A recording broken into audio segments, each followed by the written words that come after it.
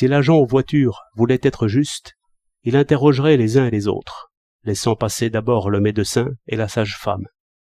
Dans le fait, ce serait le comble du désordre, et tous seraient mécontents. Aussi, l'agent ne se soucie point de savoir qui est pressé, ni pour quel motif. Simplement, il coupe le flot. Il réalise un ordre tel quel.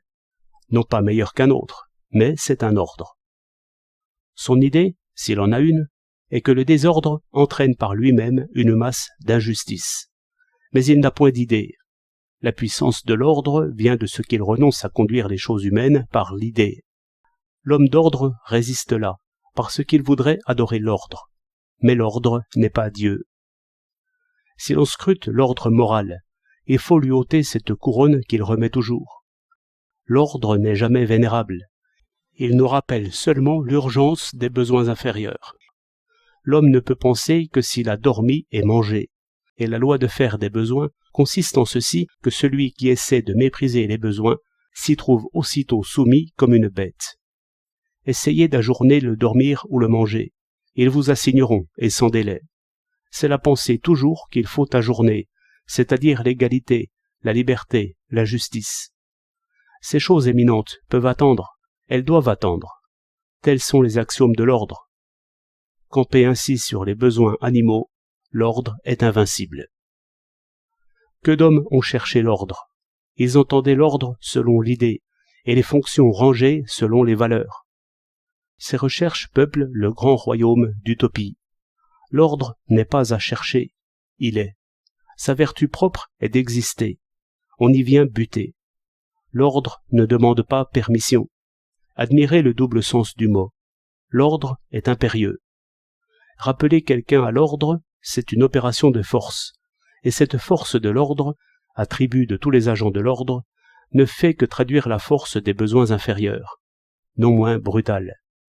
La forte tête de Comte, si bien garnie de connaissances sévères, est allée tout droit à cette idée de l'ordre, qui n'exprime autre chose que notre dépendance par rapport aux choses sans esprit desquelles nous tirons notre vie. Il nous faut premièrement des produits, des métiers, des marches, une monnaie. Si vous effrayez les marchands, il vous faudra chercher votre nourriture comme le moineau, le rat et le lapin. Adieu aux pensées. La monnaie, comme on a pu voir, comme on a toujours vu, est autant rebelle que l'océan, et encore plus compliquée en ses remous et tourbillons. C'est qu'elle exprime la pression des besoins, qu'on ne peut oublier. À la première apparence, la monnaie est une invention ingénieuse, et que l'on peut changer d'après l'idée. Dans le fait, vous devez suivre ici les marchands. S'ils sont conduits par la convoitise et par la peur, vous ne devez pas vous en étonner. Cela doit être.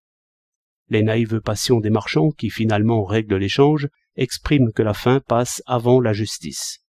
La peur et la confiance sont des animaux indociles, et sont attelés à notre chariot.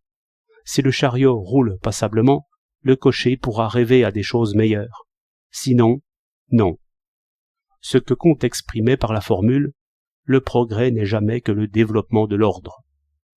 La défense, ou police, c'est l'ordre même, et le principe de la défense est qu'il faut d'abord vivre. C'est un principe animal. On s'étonne que les raisonnements se cassent le nez ici. On s'étonnerait moins si l'on apercevait que c'est la peur et la rumeur de peur qui règlent ces choses. Au fond, c'est le besoin de dormir qui porte la défense, et le besoin de dormir n'entend pas raison. L'homme d'ordre veut qu'on prenne la nature humaine comme elle est, et même, par instinct de sûreté, il la prend un peu au-dessous d'elle-même, conduisant la politique comme si les citoyens étaient de grands enfants. Et cela devient vrai aussitôt, si l'on méprise l'ordre. J'aime à plaider pour l'homme d'ordre, mais lui n'aime pas mes raisons. C'est que je lui ôte sa couronne. Il n'y a point d'autre piperie en l'ordre que la couronne.